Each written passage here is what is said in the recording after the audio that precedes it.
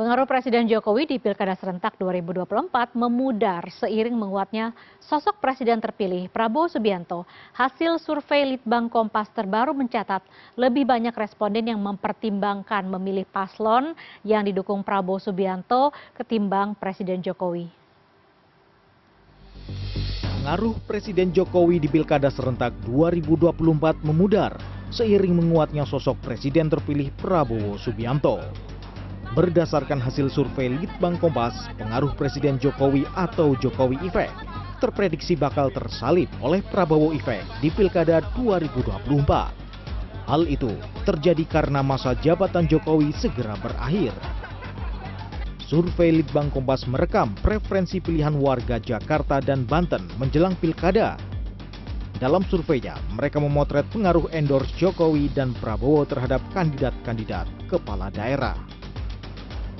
Di Pilgub Banten, sebanyak 76,8% responden menyatakan mempertimbangkan pasangan calon yang didukung Prabowo. Lalu 69,5% responden menyatakan mempertimbangkan pasangan calon yang didukung Jokowi.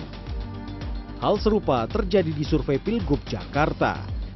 Sebanyak 61% responden mempertimbangkan calon yang didukung Jokowi.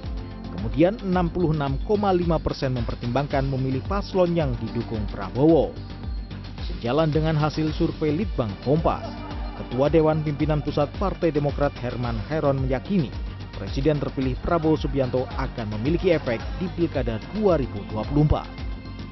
Di daerah pemilihan saya, Pak Prabowo itu menang 65-70% menangnya.